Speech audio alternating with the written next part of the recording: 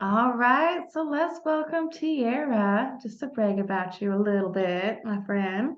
So, Tiara is a spiritual clarity coach, dream interpreter, professional numerologist, artist, published illustrator, and a psychic medium.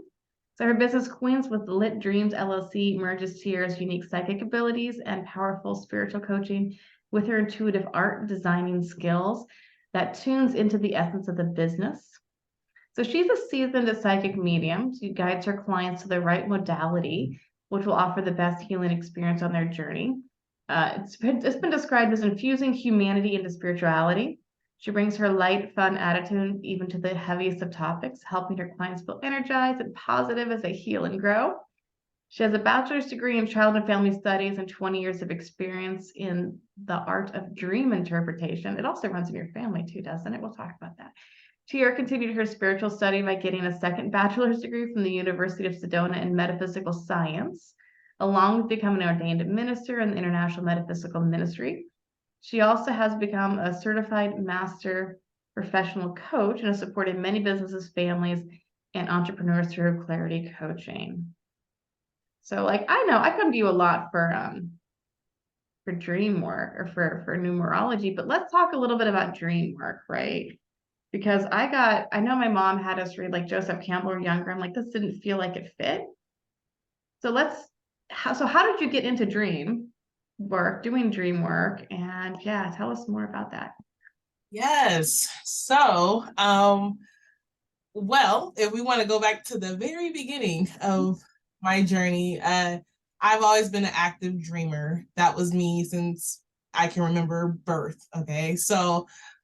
When I was a child, I would have a lot of dreams. A lot of them were very prophetic. A lot of them are very vivid. And I thought I just had an imagination. But when things started happening where I would dream something and it would come true, or I knew things prior to it was more just like a gift versus it just being dreams. When I was younger, I was able to hone in a little bit more on the actual dream and interpretation of it by, talking to my mom. And like my mom was like very into dreams as well too. She's not as into it as I am, but my great grandmother, she had what she would, and she would like help talk about what those dreams meant with her. And I would ask my mom, go look it up, and so it became a practice, a normal thing for me. And that was kind of what I started doing. And then eventually, a lot of other people started coming to me about their dreams. And I was just helping them figure things out with their dreams. And after so many years of doing it, it became more than just a practice, more than just a thing that I can do. It became more of a way to really help people start understanding their journey. And that just kind of made me feel good. So I was like, yeah, I'm helping people, and I get to dive deeper into it because dreams are just they're not just dreams. They never have been for me. So yeah, that's kind of really where I started as a child of doing dream interpretations. And I actually thought it was a fun thing to do. I didn't really talk about it too much to everybody, but those who knew me or like some family members would talk to me a little bit about it. But that wasn't something that was very pushed in the forefront, especially being a psychic as well too. So yeah. So when you're doing the interpretations, do you rely on the resources? Like, didn't you say you have your grandmother's book, or is it just like is it more of an intuitive process?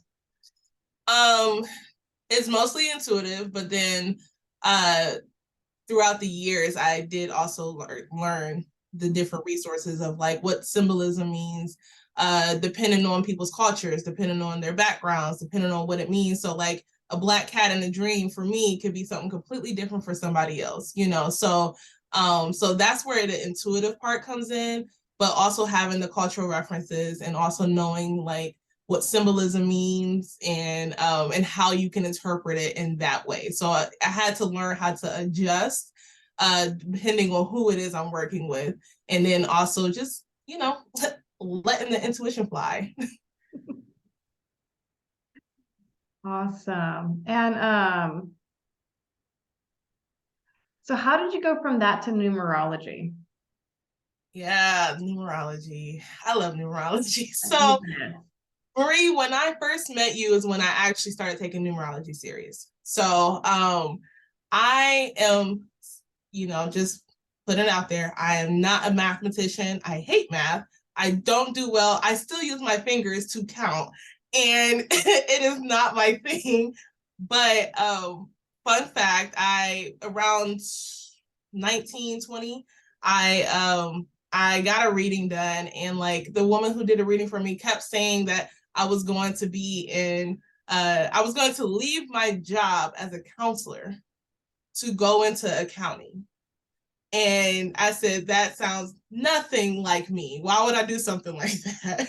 And she's like, you're really good with numbers. And I see you like crunching numbers or working with a lot of numbers, and it's like accounting. And I'm like, no, completely trash. That's not it at all. So years later, I did end up leaving my job as a counselor, and I wasn't an accountant, but I was doing numerology. So how that kind of came up was I found out through some spiritual work that I was doing on myself that my great grandmother, who also had the dream book, was also a numerologist, a natural one. And she also had a book full of numbers, and no one really understood what the numbers meant. They never knew. They just thought she just had these books of numbers and she would just write them out, and she knew about all different numbers. Like, you keep getting the messages around numbers, and I kept seeing numbers and I kept dreaming of numbers, and they kept coming up to me, and the messages that I would get would come in combination of numbers, not like regular messages that kind of show up in pictures or something. I would get combinations. And so and so then I was guided to get into numerology. Turns out I was interested in numerology from the get-go. I was interested in knowing about people's names since I was a child, knowing about their names, knowing about how their birthdays reflect the characteristics in their lives, how it's a blueprint for how your life is going to, move in a certain energy.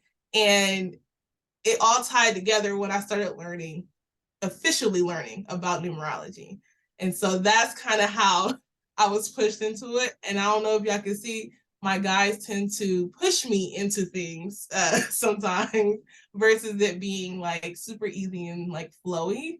But I learned that in that way. So that's kind of how I got into numerology. I started taking it a lot more serious around 2016. Yeah, 2016 is when I started taking numerology serious. And then I was like, okay, boom.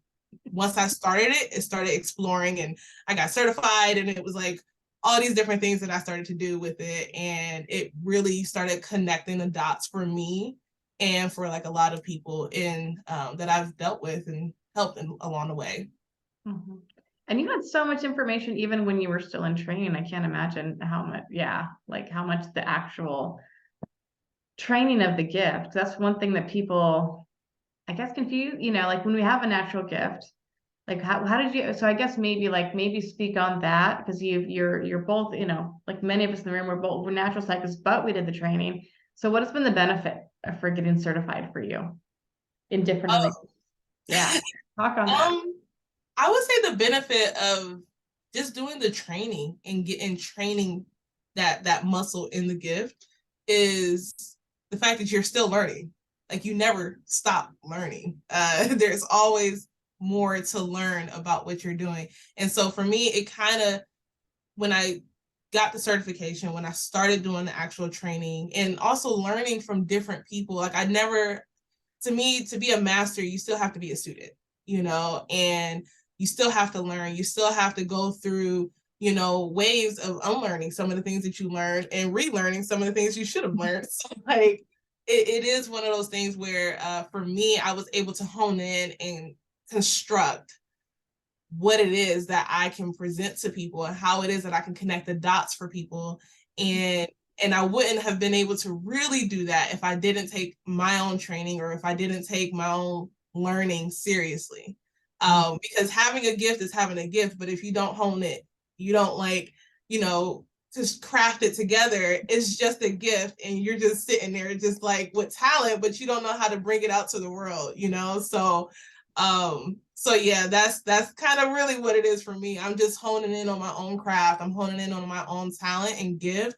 And then I'm helping myself along with other people really starting to look at how to bring that into the world, how to look at, you know, yourself in a different lens so that you can really move forward in life.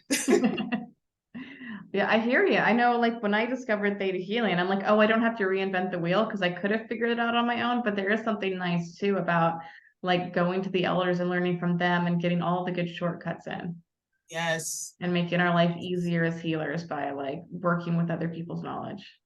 Yes, that is a huge thing. Mhm. That's a huge thing. And I like to do the stuff because it just makes me feel like I don't want people to go through the hard stuff that I had to do. Mhm. Even though sometimes the hard stuff actually makes you who you are, but like it sometimes it's just if I had someone who can actually just tell me and show me the ropes and do that, like things would be a lot different, you know. But again, things happen for a reason. So here you go. Yeah, I mean, and there, and I know a lot of us, we also have to release our oaths, vows, and obligations to learn things the hard way. So we do spend a lot of our younger times until we discover these easier ways, falling into pit holes and yeah. But it is really nice to be like, have someone say, hey, don't fall into that trap. That's super nice. Well, some people still fall anyway, but That's it's what okay. Oh yeah, as a teacher, I'm like, okay.